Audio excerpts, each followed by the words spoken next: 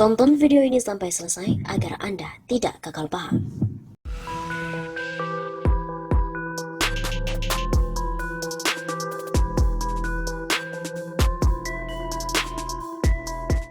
Hai Sobat Memo 51 Sapa, kembali lagi bersama dengan kami untuk mengulas fakta perpolitikan dan juga informasi-informasi terkini yang tersebar di tanah air. Berita kali ini datang dari Presiden Joko Widodo. Sempat dibilang jenius, tagar jenius bikin utang malah menggema di Twitter. Netizen juga menyinggung pemerintahan Joko Widodo. Dilansir melalui Isu Bogor dari redaksi Pikiran Rakyat, pemerintahan Presiden Jokowi kembali disorot oleh netizen, dan kali ini netizen malah menaikkan tagar jenius bikin hutang, dan hingga menggema di media sosial Twitter. Hebat Pak Jokowi ya, gara-gara kebijakan rakyat bisa hutang KUR 50 juta, aku bisa beli pekarangan dan bikin bubuk kecil-kecilan. Saut akun @cokro sekian seperti dilihat melalui redaksi pada Sabtu 16 Oktober yang lalu. Jadi merasa tertolong, gak apa-apa, hutang negara banyak, asal rakyat ikut menikmati, dibilang buzzer RP, sabar amat. Begitu sambungnya. Astagfirullah, masa kebijakannya hutang mulu? Cuit akun @embu1453. Tidak hanya soal itu, netizen lain juga ada yang mengaitkan utang dengan korupsi. Korupsi membuat negara terpuruk, hutang membuat masa depan suram. Gurau akun @aww. Di sisi lain ada juga netizen yang justru heran mempermasalahkan bahwa Indonesia berhutang. Dari akun @andikanonim, lah emangnya negara lain pada nggak utang apa? Begitu cuitnya.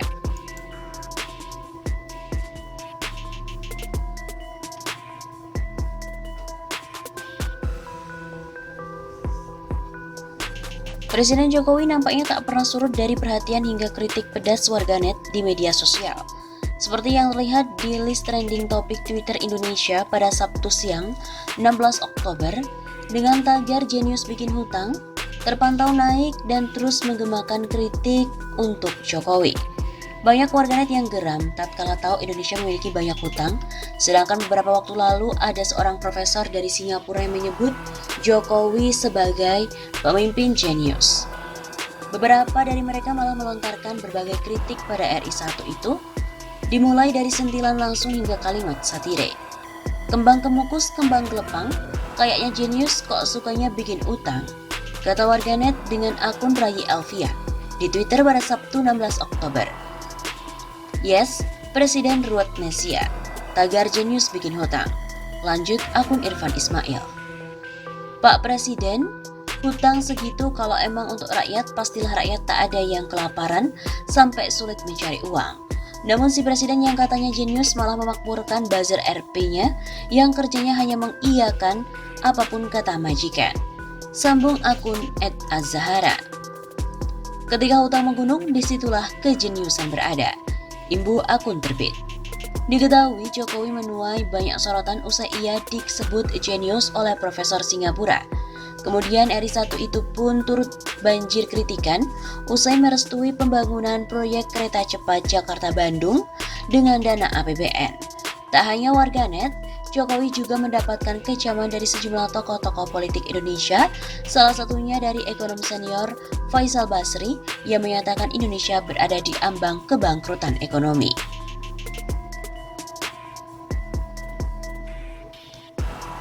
Sebelumnya diberitakan bahwa Profesor Singapura sebut Jokowi jenius. Partai Golkar mengkonfirmasi status Profesor Kishore Mahbubani dari National University of Singapore sebagai Dewan Penasihat Golkar Institute.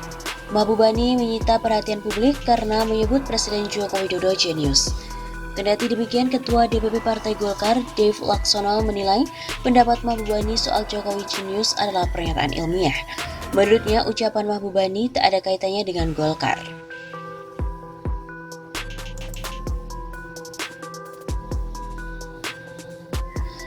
Salah satu profesor di National University of Singapore, Kishore Mahbubani, menganggap bahwa Presiden Joko Widodo sebagai sosok pemimpin negara yang jenius. Mantan diplomat Singapura itu bahkan menganggap negara lain seharusnya jealous kepada Indonesia karena memiliki pemimpin seperti Jokowi yang ia nilai mampu meredam perpecahan politik hingga meredakan kesenjangan sosial yang tinggi di Indonesia. Ketika beberapa negara demokrasi besar memilih penipu sebagai pemimpin politik mereka, keberhasilan Presiden Joko Widodo layak mendapatkan pengakuan dan penghargaan yang lebih luas, kata Mahbubani dalam opininya yang dirilis oleh Project Syndicate. Dalam artikel berjudul The Genius of Jokowi, Mahbubani bahkan menganggap Indonesia di tangan Jokowi menerapkan model pemerintahan yang baik atau good governance yang patut dipelajari di seluruh dunia. Jokowi telah melakukan lebih dari sekadar pemerintah secara kompeten. Dia telah menetapkan standar pemerintahan yang baru, di mana seharusnya membuat iri negara-negara demokrasi besar lainnya, ucap Mahbubani. Mahbubani juga menyinggung setidaknya 6 prestasi Jokowi, sehingga menurutnya patut dianggap sebagai pemimpin jenius. Pertama, Jokowi dinilai berhasil meredam perpecahan politik pasca pemilu. Mahbubani juga menyoroti momen ketika Jokowi tidak ragu merangkul pesaingnya di pemilu Prabowo Subianto. Mahbubani juga membandingkan Presiden Amerika Serikat Joe Biden dan Presiden Brazil Jair Bolsonaro tak lebih baik dari Jokowi dalam meredakan perpecahan sosial dan politik.